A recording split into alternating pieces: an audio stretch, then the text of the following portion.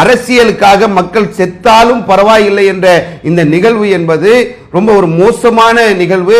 பேசுறது கேக்குதா கேட்கலையா? இத மக்கள் பாடம் படிக்கணும். ஒரு தலைவரை பார்க்கணுன்றதுல என்ன கிடைக்குது?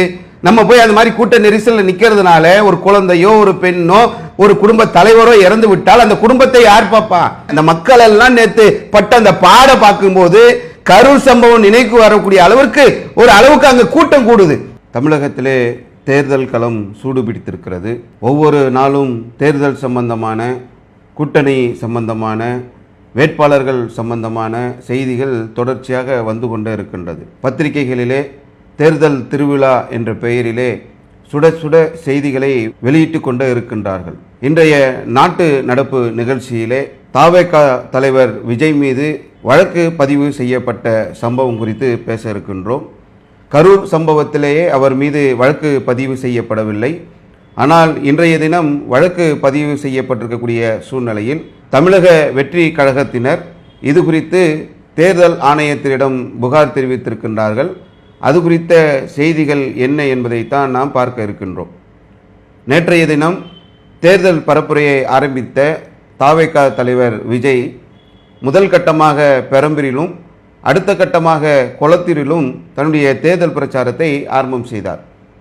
கரூர் சம்பவத்தை நினைவுபடுத்துகின்ற விதமாக கொளத்தூரிலே மிகப்பெரிய அளவிலே கூட்ட நெரிசல் ஏற்படக்கூடிய அளவிற்கு அந்த பிரச்சாரம் அமைந்திருந்தது. அதே போன்று மக்கள் எல்லாம் கூட்ட நெரிசலிலே சிக்கி தவிக்கக்கூடிய ஒரு நிலை.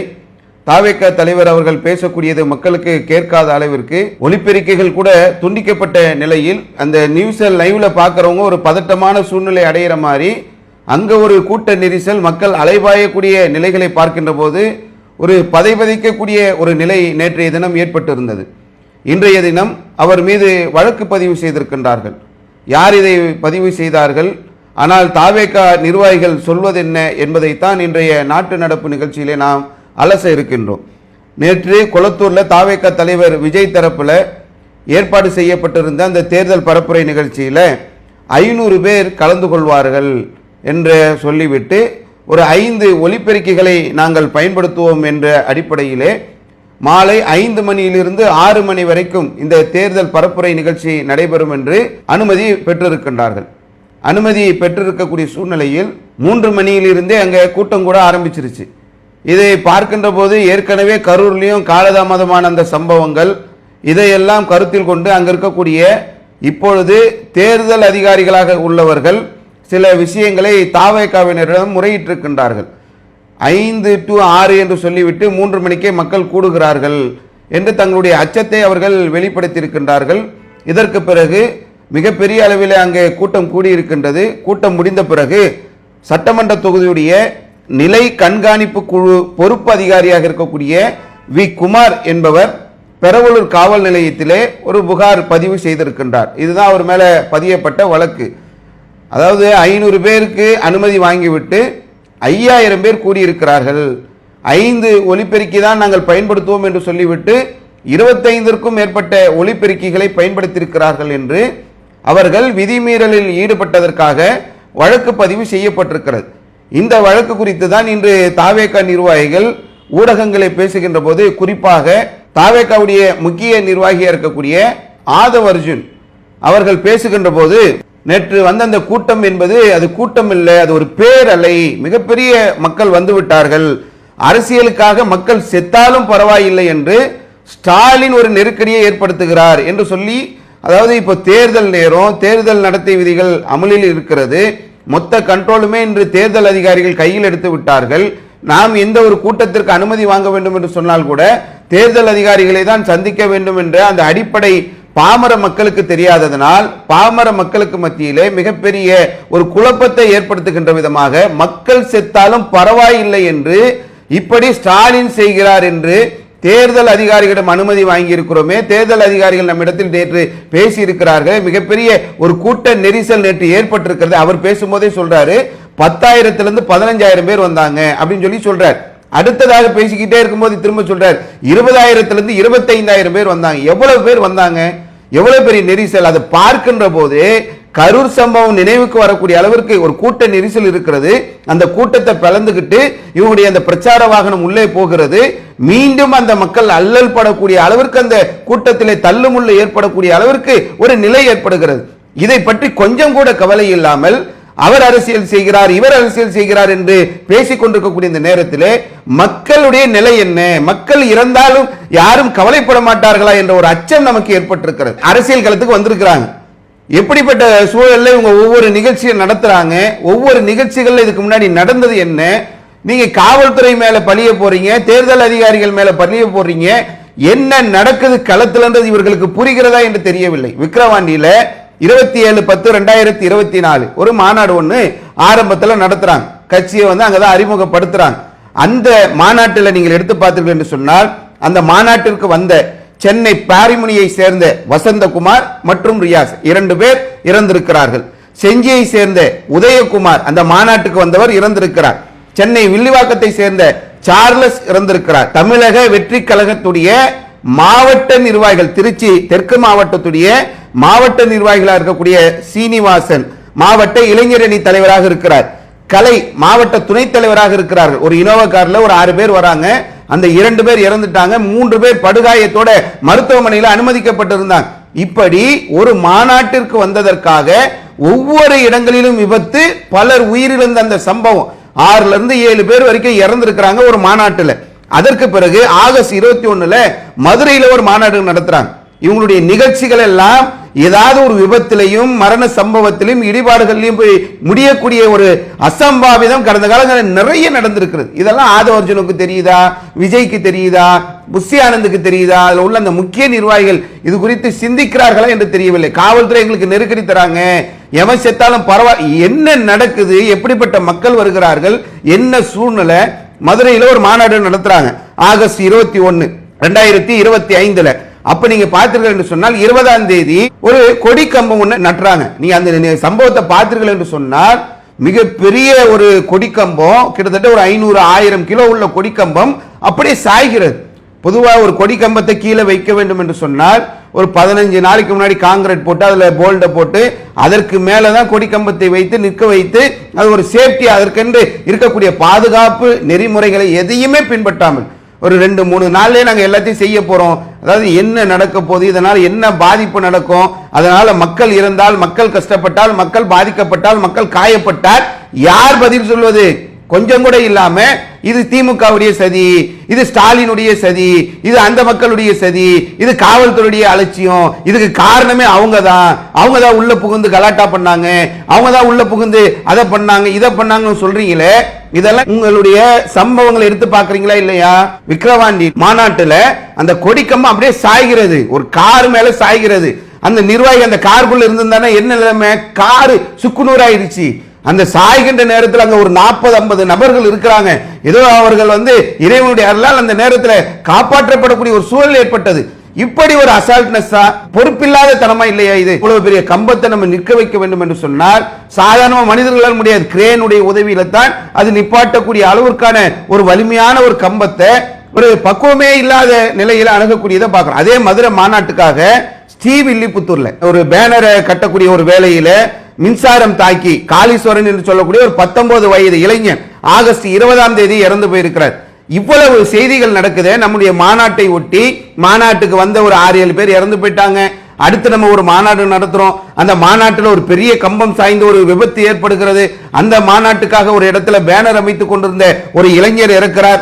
இவளெல்லாம் நடந்ததுக்கு அப்புறம் தான் கரூர் சம்பவம். இதையெல்லாம் நடந்ததுக்கு அப்புறம் அந்த கரூர் சம்பவத்தை நீங்கள் எடுத்தீர்கள் சொன்னால் 41 பேர் உயிரிழந்திருக்கிறார்கள். ஆண்கள் 13 பேர், பெண்கள் 18 பேர், 2 வயது குழந்தை உட்பட 10 சிறுவர் சிறுமிகள். இவ்வளவு 41 உயிர்கள் அதுல பலியாகி இருக்கிறது. அவ்வளவு பெரிய கூட்ட நெரிசல். அப்போ இது எல்லாம் காவல்துறை மேல பழி போடுறீங்களே. ஆதவ அர்ஜுனா வார்த்தை பிரகாரம் 10,000 இருந்து 15,000 பேர், இல்ல 20,000 இருந்து 25,000 10,000 பேர் சென்னையில் உள்ள எந்த தெருவுக்குள்ள ஒருங்கிணைக்க முடியும் சொல்லுங்க நீங்க? எங்களுக்கு கிட்டத்தட்ட 10,000-15,000 மக்களுக்கு மேல திடீர்னு மக்கள் அலையா வராங்க, கூட்டமா வராங்க. 10,000 பேர் கூடக்கூடிய ஒரு தெரு சென்னையில் எங்க இருக்கிறது? 10,000 இருந்து 15,000, 20,000 இருந்து 25,000. அந்த மக்கள் எல்லாம் நேத்து பட்ட அந்த பாட பார்க்கும்போது கரூர் சம்பவம் நினைக்கு வரக்கூடிய அளவிற்கு ஒரு அளவுக்கு அங்க கூட்டம் கூடுது. அப்ப அந்த கூட்டம் கூடுகின்ற போது அதுக்கு ஒரு நெருக்கடியை கொடுக்கறாங்க, அதற்கு வழக்கு போடுறாங்கன்னா நடந்ததை நீங்க மறந்துறீங்க, அந்த சம்பவங்களை நீங்க பார்க்க மாட்டீங்க. கரூர் சம்பவத்துக்கு அப்புறமா நீங்க பாடம் படிச்சீங்களா? அதுக்கு முன்னாடி மாநாட்டுல வந்தது, மாநாட்டுல இழந்தது, கொடிக்கம்பம் சாஞ்சது, பேனர் கட்டும் போது இறந்தது, கரூர்ல இவ்வளவு பெரிய பாதிப்பு பெற்ற பிறகாவது நீங்க பாடம் படிச்சிருக்கீங்களா? ஒரு இடத்துல பையன் ஏறானா, இறங்கு இறங்கு அப்பதான் உனக்கு நான் முத்தம் தருவேன்னு தாவேக தலைவர் விஜய் சொன்னார்ல. நேற்றைய தினம் பெரம்பூர்ல அவர் பேசிக் கொண்டிருக்கும் போது இளைஞர்கள் மேல ஏறி நிக்கலையா? கூட்டம் கூட்டமாக சுவற்றின் மேல நிக்கலையா? இதெல்லாம் பார்த்துக்கிட்டு நீங்க கூட்டம் வந்தா போதுமா? உங்களுக்கு மக்கள் என்ன நிலைக்கு ஆனாலும் உங்களுக்கு கவலை இல்லையா? கொளத்தூர்ல அவ்வளவு பெரிய ஒரு நிலைமை ஏற்படுது, உங்ககிட்ட மைக் செட் கூட வேலை செய்யலன்னா அந்த மக்கள் ஏதாவது இடிபாடுகள்லயோ ஏதாவது நெருக்கடியிலே மாட்டினா யார் காப்பாத்துவா? அதே மாதிரி தாவேகாவுடைய ஒரு பொதுக்கூட்டம் ஒண்ணு சேலத்துல ஏற்பாடு பண்றாங்க. அந்த பொதுக்கூட்ட வீடியோவை பாருங்க, வெயில்ல அவ்வளவு மக்கள் நிக்கிறாங்க. மக்கள் எப்படி கஷ்டப்படுவாங்க. இவரு ஏசி வண்டியில வருவாரு, ஏசிலே போயிருவாரு, வந்து ஒரு 10 நிமிஷம் 15 நிமிஷம் பேசுவாரு. இவங்க நாள் கணக்கா வெயில்ல நிக்கிறானே, அவன் நிலைமை என்ன யோசிக்கணுமா இல்லையா? சேலத்துல மகாராஷ்டிராவை சேர்ந்த சூரஜ் என்று சொல்லக்கூடிய ஒருத்தர் இறந்து போயிடுறாரு அந்த கூட்டத்துல, அந்த வெயிலுடைய தாக்கத்துல. அடுத்து இவங்க பேட்டி கொடுக்கும்போது உடல் நல குறைவால் இறந்து விட்டார். என்ன சொல்ல வரீங்க நீங்க? அப்ப உங்க மேல எந்த தப்புமே இல்லையா? மக்களுக்கு செய்ய வேண்டிய உணவு விநியோகம், தண்ணீர் விநியோகம், அவங்களுக்கு தேவையான நிழல், எல்லா அடிப்படை வசதிகளும் செஞ்சு வச்சிருந்தீங்களா? பாதிப்புன்னு வந்த உடனே அதுல இருந்து கை கழுவிட்டு ஓடிடுறீங்க, அந்த ஸ்பாட்ல நிக்க மாட்டீங்க, நீங்க கிளம்பி போயிடுறீங்க. அந்த மக்கள் படக்கூடிய பாட பத்தி கொஞ்சம் யோசிப்பீங்களா இல்லையா?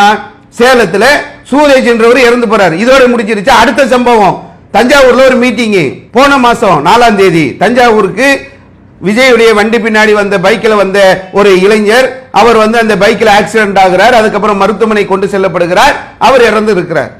எத்தனை உயிர் பலி, எத்தனை மக்கள் இறக்குறாங்க. நேற்றைய தினம் அந்த கொளத்தூர் பகுதியில் பார்க்கும்போது நானே பதிச்சு போனேன். பெண்கள் எல்லாம் ஏறி ஏறி மேல நிக்கிறாங்க, கை குழந்தையை கொண்டு வந்திருக்கிறாங்க. ஒரு குழந்தையை தோல் மேல வைத்து கொண்டு அந்த கூட்ட நெரிசல்ல ஒருத்தர் வராரு. இதை பார்த்துட்டு எப்படி பொறுப்போட இருக்கக்கூடிய அதிகாரிகளால் அதை எப்படி கடந்து செல்ல முடியும்? மக்கள் கூடக்கூடிய இடத்துல, நிறைய நெருக்கடிகள் வரக்கூடிய இடத்துல உயிர் பலிகள் வந்தது என்று சொன்னால் அடுத்தடுத்த கட்டங்கள் அது நடக்காமல் இருப்பதற்காக அரசும் அரசு அதிகாரிகளும் ஆவணம் செய்யணும். நிறைய சம்பவங்கள் நடந்திருக்கிறது. உதாரணத்துக்கு உத்தரப்பிரதேசத்தில் அத்ராஸ் என்ற பகுதியில் ஒரு போலீஸ் சாமியார் அவருடைய காலடி மண்ணை எடுக்க போறாங்க, கிட்டத்தட்ட 123 பேர் இறந்து போயிட்டாங்க. அதே மாதிரி மகா கும்பமேளாவில் போய் புனித நீராட போனாங்க, 30க்கும் மேற்பட்டவர்கள் இறந்து போயிட்டாங்க. அதே மாதிரி கர்நாடகாவில் சின்னசாமி ஸ்டேடியத்தில் ஆர்சிபி அணி வெற்றி அந்த நிகழ்ச்சியை கொண்டாடும் போது அதுல ஒரு 11 பேர் இறந்து போயிட்டாங்க. நம்ம மகாமகம் கும்பகோணத்தில் அதுல இறந்த சம்பவங்கள், சந்திரபாபு நாயுடு மீட்டிங்ல இறந்த சம்பவம், இந்த மாதிரி நிறைய சம்பவங்கள் இருக்கிறது. நிறைய சம்பவங்கள், நிறைய விபத்துகள் கடந்த காலங்களில் இந்தியாவில் பல இடங்களில் நடந்திருக்கிறது. அந்த விபத்துகள் எல்லாம் நடந்த பிறகு அதை எப்படி சரி செய்யணும், இது போன்ற விபத்து இனிமேல் நடக்காமல் இருப்பதற்கு என்ன செய்யணும், அதை நோக்கித்தான் போவார்களே தவிர இது நடந்ததற்கு பிறகு அவனை பழி சொல்லி இவனை பழி சொல்லி மீண்டும் மீண்டும் அந்த விபத்துகள் நடக்குவதற்கு யாருமே துணிய மாட்டார்கள். அரசியலுக்காக மக்கள் செத்தாலும் பரவாயில்லை என்ற இந்த நிகழ்வு என்பது ரொம்ப ஒரு மோசமான நிகழ்வு. பேசுறது கேக்குதா கேட்கலையா? இத மக்கள் பாடம் படிக்கணும். ஒரு தலைவரை பார்க்கணுன்றதுல என்ன கிடைக்குது? நம்ம போய் அந்த மாதிரி கூட்ட நெரிசல்ல நிக்கிறதுனால ஒரு குழந்தையோ ஒரு பெண்ணோ ஒரு குடும்ப தலைவரோ இறந்து விட்டால் அந்த குடும்பத்தை யார் பாப்பா?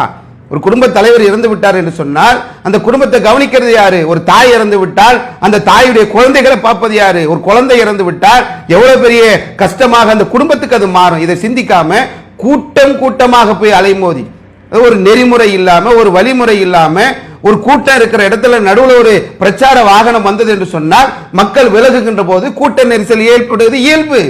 அதனால மக்கள் இறந்தார்கள் என்று சொன்னால் எவ்வளவு பெரிய பாதிப்பதை ஏற்படுத்தும். இதை அதிகாரிகள் புரிந்து அதற்கு உரிய நடவடிக்கை எடுக்கணும். இது போன்ற அசம்பாவிதம் மீண்டும் நடக்காமல் இருக்கக்கூடிய அளவிற்கான ஏற்பாடுகள் செய்யப்படணும். இதை அரசியல் தலைவர்கள் புரிந்து கொண்டு மக்கள் நலனில் கொஞ்சம் அக்கறை வைத்து இது போன்ற பாதிப்புகள் ஏற்படாத அளவிற்கான ஏற்பாடுகளை செய்ய வேண்டும் என்பது இந்த நாட்டு நடப்பு நிகழ்ச்சியிலே சொல்லிக் கொள்கின்றோம். அஸ்ஸலாமு அலைக்கும் வரஹ்மத்துல்லாஹ். அல்லாஹு அக்பர், அல்லாஹு அக்பர்.